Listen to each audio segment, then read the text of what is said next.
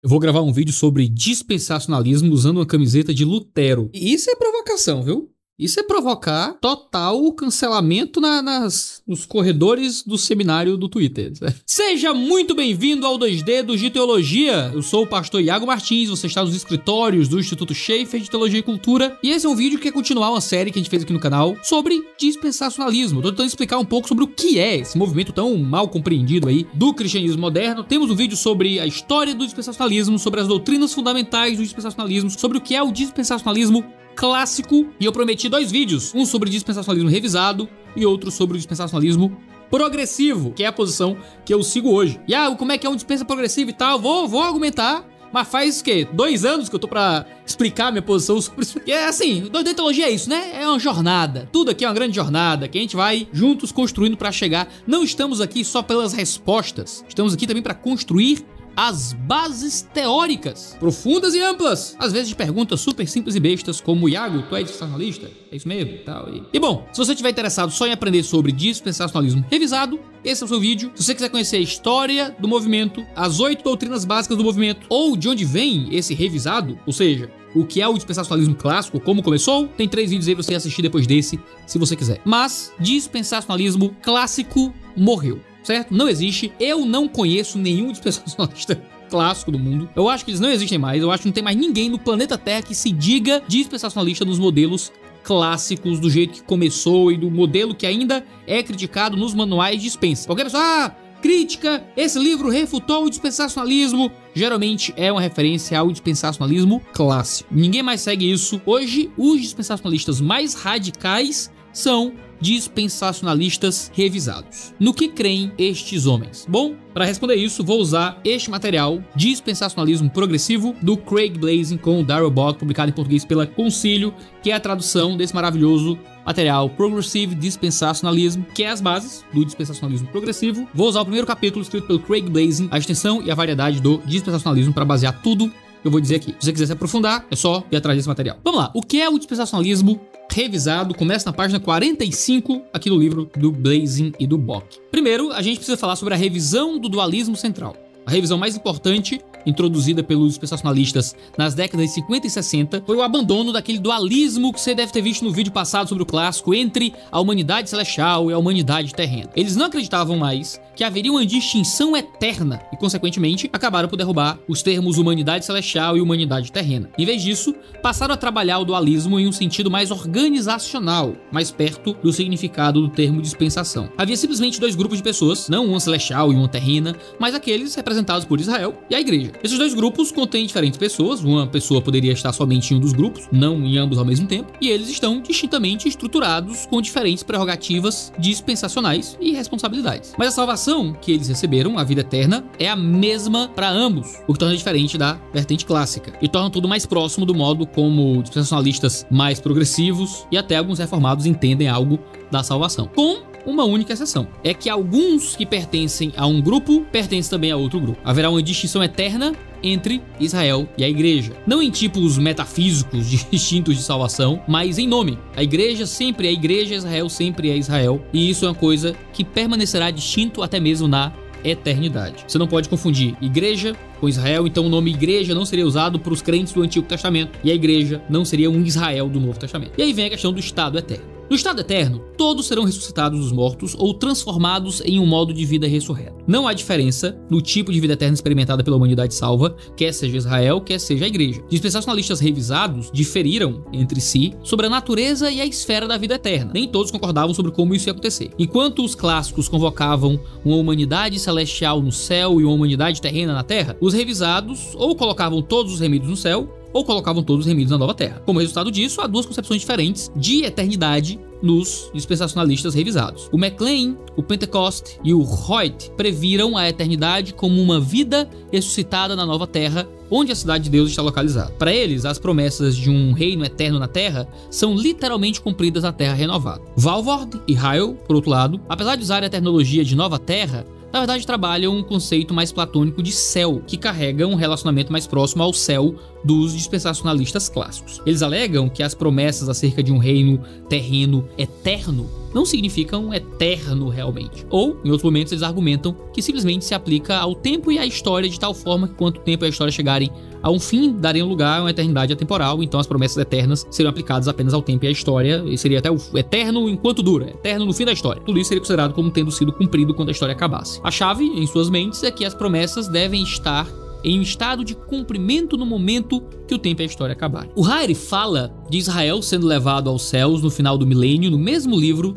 no qual ele alega interpretar as escrituras de uma maneira consistentemente literal. Dispensacionalistas clássicos, no entanto, argumentam que somente uma interpretação espiritualista colocaria o futuro eterno de Israel no céu. E aí a gente vai pro assunto excelente das dispensações. Os revisados foram capazes de reter muito da estrutura do dispensacionalismo clássico acerca do lado da eternidade. Eles geralmente mantinham a divisão das dispensações de Scofield. Eles distinguiam entre os propósitos de Deus nas dispensações antes da graça, anteriores à igreja, seu propósito na dispensação da graça, a igreja, e o seu propósito na dispensação do reino, o milênio. Antes da presente dispensação, Deus estava buscando seu propósito para Israel e as nações. Esse propósito é político, nacional e territorial, mas também era espiritual, porque Deus teria garantido a vida eterna aos que foram da fé. Na presente dispensação, Deus estaria buscando somente um propósito individual e espiritual. O propósito espiritual é o mesmo que foi dado ao Israel passado e futuro, exceto por certos ministérios do Espírito, tais como o batismo, o selamento do Espírito, a habitação permanente e tudo mais. Também, a estrutura da igreja é a única nessa dispensação, com ofícios e ministérios, e ela tem também um relacionamento dispensacional único com Cristo. Ela se relaciona com Cristo, que está nos céus, não o Cristo que virá ou o Cristo na terra. Ele é o cabeça dela, não seu rei, visto que a igreja não é uma entidade política nacional. Juntando as características acima, a gente pode visualizar as visões revisadas do dispensacionalismo, como indicadas na página 48 aqui do livro, onde há, nas dispensações passadas, um propósito para Israel, na dispensação presente, um propósito para a igreja, e na dispensação futura, um propósito para Israel, retomado e cumprido, e o propósito para a igreja, cumprido. E então o propósito para a igreja e Israel, cumprido no céu para sempre. Isso na visão do cumprimento celestial. Já na visão do cumprimento da nova terra, que está na página 49 do livro, você tem o mesmo propósito para Israel na dispensação passada, o mesmo propósito para a igreja na dispensação presente, mas na dispensação futura, o propósito para a igreja é cumprido e o propósito para Israel é só retomado. Esse propósito só passa a ser cumprido na nova terra, onde o propósito para a igreja e Israel é cumprido sobre a nova terra para sempre. Se esse gráfico no dispensacionalismo clássico parecia uma loucura estranha, alguém deixou no comentário dizendo, eu vejo esses vídeos e fico mais aliancista, mais reformado, aqui a gente tem uma posição um pouquinho mais simplificada, em que você tem um propósito para Israel, um propósito para a igreja posteriormente, o propósito para a igreja se cumpre escatologicamente, o propósito para Israel é retomado e cumprido escatologicamente também. Mas essa não é a única diferença entre o clássico e o revisado. Também é uma questão envolvendo a natureza da igreja. Assim como os dispensacionalistas clássicos, os revisados viam a igreja como uma entidade espiritual. Salvação e santificação eram vistas primariamente de uma maneira individualista. Pouco pensamento foi dado à natureza social da igreja. No entanto, no começo dos anos 70, o movimento Buddy Life começou com a forte liderança do dispensacionalista Ray Stedman, e os dispensacionalistas começaram a considerar a natureza comunitária da igreja. O Jenny Getz também contribuiu para essa mudança de visão ao enfatizar os mandamentos uns aos outros que a gente encontra no Novo Testamento. O resultado foi uma modificação gradual da visão altamente privada do cristianismo no dispensacionalismo primitivo. Além disso, há mudanças consideráveis na interpretação bíblica no dispensacionalismo revisado em detrimento do clássico. Os dispensacionalistas revisados continuaram a ênfase dos clássicos acerca da interpretação literal das profecias. Eles falavam da interpretação gramatical e histórica das escrituras e continuaram uma hermenêutica do Bible Reading, na maneira como ensinavam e apresentavam temas teológicos. A gente fala sobre isso no vídeo sobre a história do dispensacionalismo. No entanto, eles diferiam dos clássicos no seu gradual abandono da tipologia, que era um tipo de hermenêutica espiritual dos dispensacionalistas primitivos. Os revisados alegaram seguir somente a interpretação literal da escritura e afirmavam que os resultados de tal interpretação deveriam produzir um dispensacionalismo real, ou seja, um tipo revisado de dispensacionalismo. O livro Dispensationalism Today, do Charles Hariri, insistiu que a interpretação literal consistente pertencia à essência do dispensacionalismo. A minha versão desse livro é da Moody Press, é antigão, é uma edição de 1965. Ó, tá bem estragadinho aqui atrás. Já foi comido por traço aqui, ó, de todo jeito. Os cupim tentaram levar esse livro aqui. Antigo, mas é um ótimo exemplar desse tipo de atualização dos movimentos dispensacionais. É nesse livro que ele argumenta com a interpretação literal consistente leva diretamente ao dispensacionalismo. Somente dispensacionalistas, ele alegou, eram consistentes e literais em sua interpretação bíblica, embora, como a gente pode notar, isso fosse verdade para os clássicos também, mas os revisados pensavam de outra forma. Na década de 50 e 60, outros evangélicos também estavam se esquivando da hermenêutica espiritualista, a favor da interpretação mais histórico-gramatical. No entanto, essa hermenêutica histórico-gramatical evangélica foi ampliada em meados do século XX para se incluir no campo em desenvolvimento da teologia bíblica. A análise gramatical se expandiu para incluir vários desenvolvimentos do estudo literário, particularmente no estudo do gênero ou forma literária e estrutura retórica. Isso foi englobado por vários movimentos hermenêuticos diferentes. Uma interpretação histórica veio a incluir uma referência ao contexto histórico e cultural nas peças literárias para que fossem melhor interpretados. No final da década de 80, evangélicos se tornaram mais cientes do problema do contexto histórico do intérprete e o pré-entendimento tradicional do texto que estava sendo interpretado. Isso mudou a hermenêutica de praticamente todos os movimentos teológicos do mundo. Esses desenvolvimentos são compartilhados hoje por eruditos bíblicos evangélicos de diferentes tradições, incluindo muitos dispensacionalistas, mas também muitos reformados. Eles abriram novas perspectivas de discussão que não foram consideradas pelos primeiros intérpretes, incluindo os dispensacionalistas clássicos e muitos dos movimentos revisados. Esses são desenvolvimentos que levaram ao que agora é conhecido como dispensacionalismo progressivo. A hermenêutica se tornou muito mais complexa hoje em dia do que quando Charles Ryrie afirmou a interpretação literal como um método claro, natural e normal de interpretação. Outra mudança importante no dispensacionalismo revisado está na questão das alianças bíblicas. Os dispensacionalistas revisados geralmente aceitaram a forma na qual os clássicos viam as alianças. A aliança abraâmica foi vista como fundamental e as alianças mosaica, palestina e davídica vistas como terrenas, políticas e nacionais. Apesar da insistência dos dispensacionalistas revisados sobre a consistência literal, eles acreditavam que a igreja era somente espiritual, era a semente espiritual de Abraão. Isto é, a aliança abraâmica era cumprida espiritualmente na igreja. Literalmente, entretanto, eles acreditavam que isso seria cumprido também em termos nacionais e políticos para Israel no futuro. Os dispensacionalistas revisados, que eram discípulos de Lewis Schaffer, como o Ryrie e o Walvoord, originalmente defenderam a opinião de Schaffer de que a aliança que o Novo Testamento viu cumprida na igreja não era a nova aliança predita por Jeremias e Ezequias. Charles Ryrie escreveu em 1953 que se desistíssemos da doutrina das duas novas alianças, o dispensacionalismo seria enfraquecido. Logo depois disso, entretanto, tanto ele quanto o Walvoord abandonaram a visão pela simples razão de que não era biblicamente defensável. Além do mais, a visão oposta de que a mesma nova aliança predita pelos profetas do Antigo Testamento estava de fato regulando a relação de Deus com a igreja hoje, era inegavelmente ensinada nas Escrituras. Eventualmente, a igreja teria de ser vista como permanecendo na linha de um cumprimento histórico da promessa da nova aliança a Israel. Seria uma dispensação no progresso histórico da redenção, não um parêntese ou uma intercalação não relacionada a ela. Consequentemente, a visão revisada da nova aliança provou um avanço significativo para repensar a relação entre Israel e a igreja nas Escrituras, levando a desenvolvimentos posteriores no dispensacionalismo. E é aí que a gente entra na questão do reino. A distinção do reino de Deus versus o reino dos céus do dispensacionalismo clássico foi importante para expressar o dualismo central do dispensacionalismo mais primitivo. O espiritual, que é o reino de Deus, foi visto como sendo distinto do terreno, o reino dos céus, até mesmo na medida que os propósitos terrenos e celestiais eram mantidos distintos. Em 1952, o George Led, trabalhando com métodos da teologia bíblica,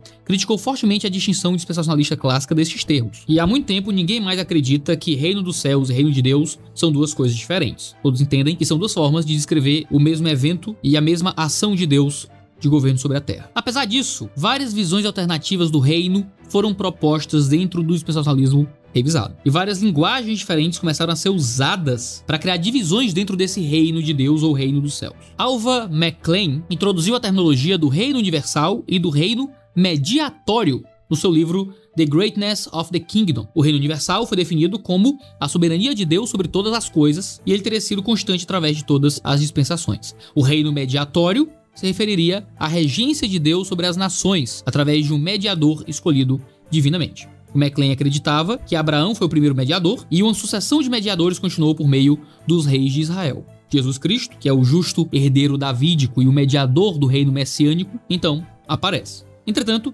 já que Jesus não está presente na Terra, o McClain acreditava que não haveria reino mediatório presente na Terra durante essa dispensação. Consequentemente, ele intitulou a presente dispensação de interregno, ou seja, o período entre os reinos. O reino mediatório aparecerá novamente no retorno de Cristo, ele vai dizer. No fim do milênio, o reino mediatório emergirá e se tornará simplesmente o reino universal de Deus. Por isso que eles acreditavam que todas as vezes que o reino era citado no Novo Testamento, era como referência a um reino futuro. Aí a gente entra no gráfico da página 56, que é a teologia do reino de Alva McClain, onde você tem um reino universal de Deus, um reino mediatário presente na história e presente na profecia, dispensações passadas. Na presente a gente tem esse período interregnum sem um reino mediatário, mais à frente teremos um reino mediatário na dispensação futura, e então uma eternidade na nova terra. O Charlie Hyde concordou com McClain sobre essa terminologia do reino universal, mas não seguiu a perspectiva desse reino mediatário, não. Na teologia do reino do Charlie Hyde, a gente tem um reino universal de Deus, na dispensação passada, um reino davídico, na presente, um reino espiritual na igreja e uma forma misteriosa do reino na cristandade, se você viu os últimos vídeos, você sabe do que eu tô falando, e na dispensação futura, um reino davídico e messiânico, e então, uma eternidade nos céus. Obviamente, outras leituras sobre o reino se tornaram populares dentro do dispensacionalismo revisado, como a teologia do reino do John Walvoord e a do Dwight Pentecost. Cada uma com seus muitos detalhes e muitas divisões dos tipos de reino de Deus ao longo da história e da eternidade. O que a gente conclui daí? No final das décadas de 50 e 60, alguns dispensacionalistas introduziram importantes revisões ao dispensacionalismo clássico. Essas revisões se tornaram amplamente aceitas, tal que muitos graduados de escolas dispensacionalistas dos anos 60 e 70 dificilmente sabiam o que o dispensacionalismo clássico era. Ele foi simplesmente apagado do mapa. Muitos nem sequer percebiam a variedade de pontos de vista dentro do dispensacionalismo revisado. No entanto, o dispensacionalismo revisado é uma forma distinta da tradição dispensacionalista, que através de suas modificações e dos problemas com os quais estava lidando, preparou o caminho para o eventual desenvolvimento do dispensacionalismo progressivo, que será o tema do próximo vídeo dessa série. Vai demorar mais um ano para eu fazer? Espero que não, mas se você estiver ansioso, certamente se lê sobre isso, desse material, vai ter o melhor link para comprá-lo aí na descrição. O que é que você acha? Eu sei que tem muita gente que não é dispensacionalista acompanhando essa série. O revisado é melhorzinho que o clássico para você? Você que é presbiteriano, aliancista, que nos acompanha aqui, o que é que você acha? O que é que você achou dessa atualização do dispensacionalismo? A gente tá aí numa jornada, próxima posição é o dispensacionalismo clássico. Eu não concordo nem com esse que é o revisado, nem com o clássico que é o anterior. O dispensacionalismo progressivo é a perspectiva que eu tenho seguido até agora, por mais que outras perspectivas que estão sendo propostas mais modernamente na academia também são muito interessantes. Bem, a gente vai falar disso tudo mais pra frente. Sei que esses vídeos mais parrudos, mais técnicos, não são vídeos que dão muitos views, mas também é o tipo de conteúdo que eu gosto muito de produzir. Gosto de responder pergunta besta do Instagram, é os vídeos que vocês mais gostam de ver. Eu também gosto de fazer vídeos longos citando teólogos do passado, explicando movimentos dispensacionais do passado. Tá pouquíssimo views, mas eu me divirto mais gravando esse tipo de coisa. Faz um bem maior pra minha saúde mental. Se você quiser ver esse tipo de vídeo e vários outros, não deixe de se inscrever aqui no canal. A gente tem vídeo toda terça e quinta-feira, mas às vezes tem vídeos outros dias, sempre 10 horas da manhã. Então assina as notificações pra ficar sabendo sempre que houver vídeo novo. Um cheiro no seu cangote e até a próxima.